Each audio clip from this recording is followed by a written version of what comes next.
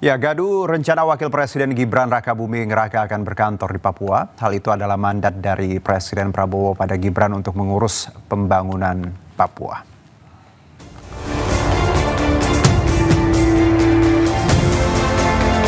Wakil Presiden Gibran Rakabuming Raka mendapat tugas khusus dari Presiden Prabowo Subianto. Rencananya, Gibran akan bertanggung jawab untuk pembangunan di Papua. Meski mendapat tugas untuk mengurus pembangunan Papua, namun bukan berarti Gibran akan menetap di sana. Ini apa Pak berarti untuk kalau tahu saya dalam undang-undang itu tugasnya Wapres adalah mengkoordinasikan secara di tingkat kebijakan atas saja. Tapi untuk eksekusi sehari-harinya dilakukan oleh badan eksekutif ini. Akan di kantor itu sudah disiapkan oleh Menteri Keuangan. Saya ingat betul di Jayapura, ya, di gedung KPKPN-nya itu ada berapa lantai itu, tower. Sudah disiapkan dari dulu. Tapi bukan untuk Wapres. Sebelumnya Menko Bidang Hukum, HAM, Imigrasi dan Pemasyarakatan Yusril Iza Mahendra menyebut Gibran kemungkinan akan berkantor di Papua untuk mengurus masalah-masalah di Papua. Saya kira ini pertama kali Presiden akan memberikan penugasan kepada Wakil Presiden untuk penanganan masalah Papua ini. Karena memang sampai hari ini belum ada penugasan khusus dari Presiden. Dan biasanya itu dengan Kepres. Kalau Pak Kiai Ma'ruf dahulu diberi tugas untuk pengembangan ekonomi syariah oleh Pak Jokowi. Dan sekarang ini akan diberikan penugasan. Bahkan mungkin ada juga kantornya Wakil Presiden untuk bekerja dari Papua menangani masalah ini. Dalam Undang-Undang Otonomi Khusus Papua, seorang wakil presiden bertugas mengkoordinasikan pelaksanaan pembangunan di Papua. Namun, pelaksanaan di lapangan akan dilakukan oleh Badan Eksekutif Percepatan Pembangunan Papua. Tim Liputan iNews melaporkan. Sementara itu Gibran siap menerima perintah Presiden untuk mengurus masalah Papua. Ia pun siap jika dibutuhkan untuk berkantor di Papua. Oh, itu sebenarnya bukan hal baru ya, itu sudah dari zaman Pak Wapres Ma'ruf Amin dari tahun 2022-2021 mungkin ya, sudah lama. Ya kami sebagai pembantu Presiden siap ditugaskan dimanapun, kapanpun. Dan saat ini kita nunggu perintah berikutnya. Kita siap. Misalnya kepresnya belum keluar pun saya juga siap kok kapanpun. Karena apapun itu tim dari Setwapres juga sudah sering saya tugaskan untuk misalnya ke Sorong, ke Merauke untuk mengirim alat-alat sekolah, mengirim laptop, mengecek kesiapan MPG. Jadi nanti tinggal atur waktu aja, ya. Dan sekali lagi, saya sebagai pembantu Presiden siap ditugaskan kemanapun, kapanpun.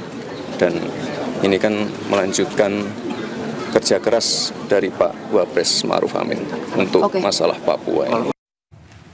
Menteri Sosial Republik Indonesia Saifullah Yusuf meninjau simulasi sekolah rakyat rintisan di Sentra Handayani Jakarta, Cipayung, Jakarta Timur. Program pendidikan alternatif yang akan resmi dimulai tanggal 14 Juli 2025 menyasar masyarakat kurang mampu di berbagai daerah.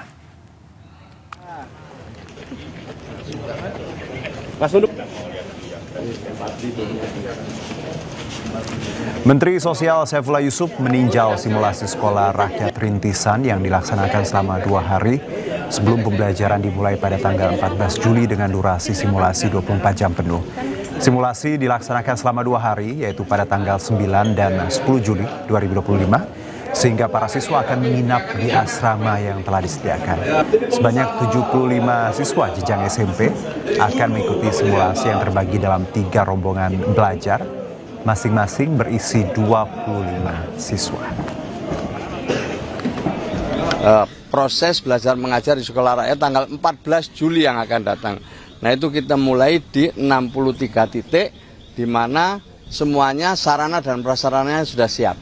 Sementara yang 37 titik lagi masih menunggu sarprasnya selesai sekitar tanggal 25 atau 26. Setelah itu mungkin perlu persiapan dan mungkin akhir Juli yang 37 akan mulai beroperasi. Nah, untuk siswa dan gurunya di 37 titik itu sudah sangat siap.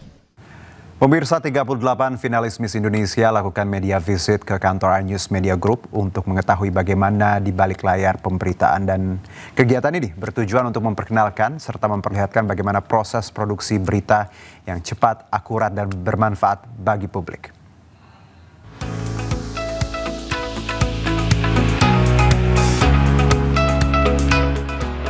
Ajang kontes kecantikan paling bergengsi di tanah air kembali hadir dalam kemegahan. Grand Final Miss Indonesia 2025 siap digelar dan menjadi malam yang syarat dengan kemilau, elegansi, serta inspirasi. Namun Miss Indonesia bukan sekedar selebrasi kecantikan. Ajang ini mengusung filosofi Beauty with a Purpose yang menjadikan kualitas karakter, kepedulian sosial, kecerdasan, dan kemampuan komunikasi sebagai tolak ukur utama. Sementara itu, jelang malam Grand Final Miss Indonesia 2025, ke-38 finalis dari seluruh provinsi di Indonesia melakukan kegiatan media visit, tepatnya ke kantor TV berita nomor 1 di Indonesia, yaitu iNews Media Group. Usai kunjungan, beberapa finalis berjanji akan memberikan yang terbaik dalam ajang Miss Indonesia. Anak kecilnya ini dimulai dari edukasi modifikasi dari permainan ular dan tangga.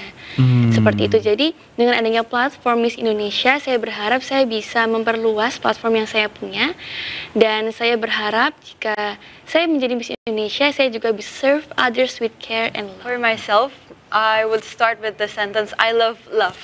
I love love. Oh, interesting. And I love sharing love.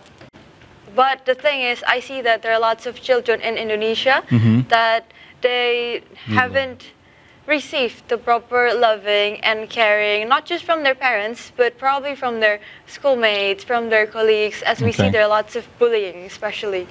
So I would like to share love to them, and I would like to remind every one of them that you are loved and you are not alone.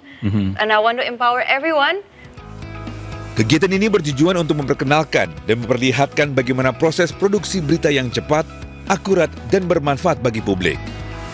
Tentunya kegiatan ini juga membantu para finalis untuk sadar literasi berita yang nantinya akan membawa pengaruh yang besar kepada publik. Dari Jakarta, Jessica Winoto, Novan Dwi, iNews melaporkan.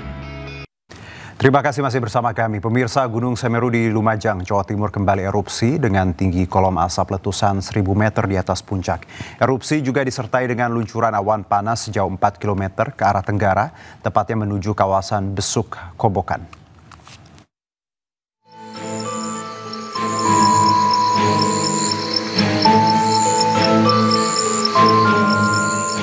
Erupsi Gunung Semeru dengan tinggi kolom asap letusan membentuk kolom abu setinggi 1 km dari puncak terjadi Rabu pagi. Erupsi Gunung Semeru disertai awan panas dengan jarak luncur 4.000 meter mengarah ke sisi tenggara atau Besuk Kobokan. Berdasarkan data pos pengamatan Gunung Api Semeru, erupsi terekam seismograf dengan amplitudo maksimal 22 mm dengan durasi 3 menit 34 detik. Kendati erupsi dan jarak luncur awan panas masih berada di radius aman, namun BPBD Kabupaten Lumajang menghimbau warga yang bermukim di kaki Gunung Semeru untuk selalu waspada karena berpotensi terjadi erupsi susulan.